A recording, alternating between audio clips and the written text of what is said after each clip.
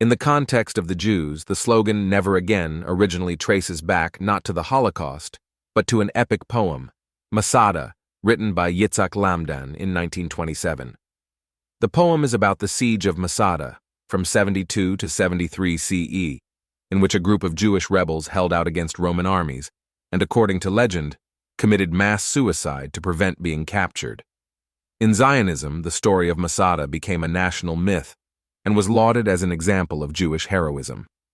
Lamdan's poem went on to become one of the most significant examples of early Zionist literature, as well as part of the official Hebrew curriculum and an unofficial national motto. In the early days of the State of Israel, the behavior of Jews during the Holocaust was unfavorably contrasted with the behavior of the defenders of Masada. The former were denigrated for having gone like sheep to the slaughterhouse, while the latter were praised for their heroic and resolute fight. During the 1960s, Israel armed itself with nuclear weapons, aided by the French government and its Prime Minister, Maurice Bourges-Manouri, who told the Israelis, quote, "I gave you the bomb in order to prevent another Holocaust." Diaspora Jewry predominantly turned to Zionism and supported Israel, especially since post-Holocaust Jews understood that they must take power to protect themselves. This translated into maximum financial support and then political activism to ensure that a Jewish state would defend Jewish lives and offer persecuted Jews anywhere in the world a guaranteed haven. Here is how Rabbi Yitz Greenberg described it, quote, "The second half of the 20th century was a golden age for Jewry. Consequently, the understanding of Never Again was more benign and broader in scope, reflecting the glow of renewed life and Jewish greater acceptance in the diaspora, while Israel grew by leaps and bounds. The climactic victory of the flowering came in liberating Soviet Jewry and restoring them to the world Jewish community. This redemption occurred in the midst, and was a partial cause, of the triumph of democracy over totalitarianism." End quote. But the 21st century gave a pushback at the Jewish advance. The Arab nations were not softened by consciousness of the Holocaust and subsequent Western guilt. Over time, Holocaust denial and unfettered anti-Semitism spread in Muslim-majority countries, and the Arabs tried to destroy the Jewish state repeatedly. To add insult to injury, the Palestinians co-opted much of Jewish history in every sense of the word, including claiming that Jesus Christ was a Palestinian, even though it is historical record that he was born to a Jewish family, from the bloodline of King David in Judea, the homeland of the Jewish people. The slogan "Free Palestine," which was first used by a Zionist group, the American League for a Free Palestine in 1944, to call for the liberation of the Mandate of Palestine from British rule, the watermelon as a symbol of resistance, which was originally used by Jews in the 1930s as a national symbol to support the Jewish homeland. The Israeli Ministry of Agriculture encouraged consumers to buy locally grown produce, such as Hebrew watermelons, to compete with those from other countries.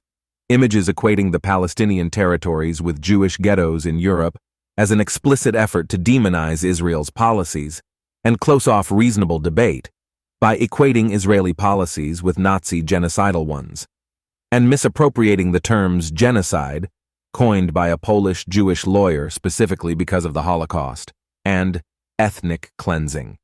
Ultimately, in order for the Palestinians' narrative to be attractive and compelling, it has become a bizarre double-sided coin. On one side, the complete denial of Jewish nationhood, culture, history, and heritage. And on the other side of this coin, the Palestinians' appropriation, the inappropriate or unacknowledged adoption of elements of one culture by members of another one, of Jewish nationhood, culture, history, and heritage. Consequently, much of the world has taken the Palestinians' side, not because of who they are, what they have historically done, or how much they contribute to the world, but because their manufactured enemy is the Jews. Hence why many so-called pro-Palestinians call themselves anti-Zionists, a code name for anti-Semites to unjustifiably oppose Jews undertaking the world's greatest decolonization project in their indigenous homeland and living their best Jewish lives.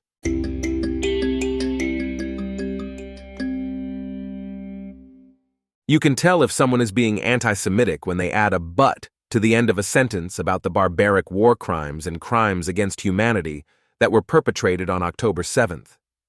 Yet many people who say or do anti-Semitic things do not realize that they are guilty of this behavior because society, education, culture, media, and politics has a bad habit of making us internalize certain thoughts and feelings and then regurgitating them without thinking twice about what we say and or how we say it. This explains why many people might say something directly or indirectly racist, homophobic, or sexist, while passionately considering themselves not to be racist, homophobic, sexist, etc. But Palestinian society is not like most societies. It is riddled with all types of obscene, flagrant Jew hatred and obsessed with not the creation of a Palestinian state, but destruction of the Jewish one. Unfortunately for Israelis and Jews, the Palestinians are not an independent actor. Led by Hamas, which is far more popular than the Fatah-run Palestinian Authority, the Palestinians are deeply connected to the Muslim Brotherhood, Qatar, and the Islamic Republic of Iran, and collectively these actors have great influence on the West, namely its politics, culture, education, and media.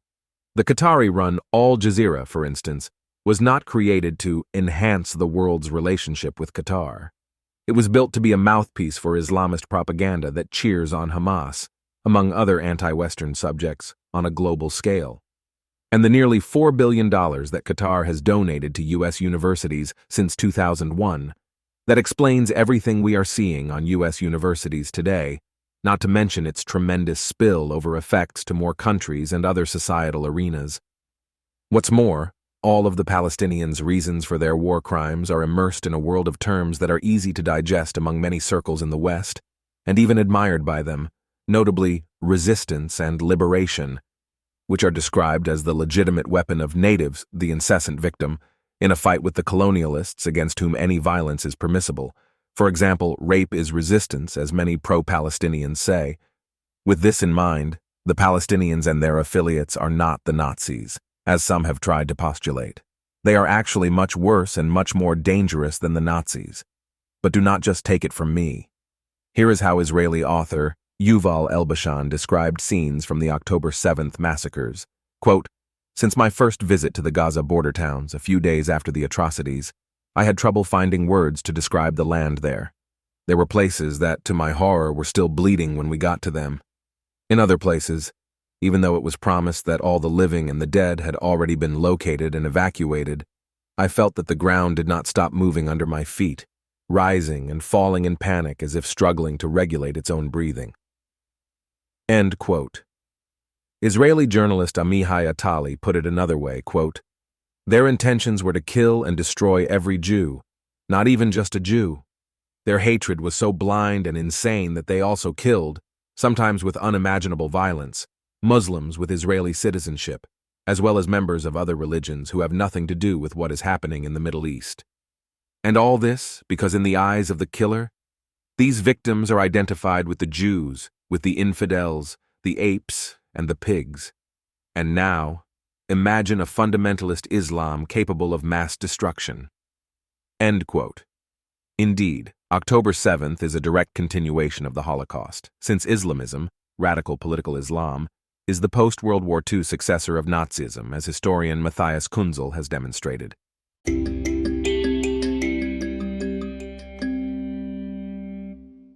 Israeli writer Avraham Gabriel Yehoshua once said that the Holocaust was a failure of the Jewish people.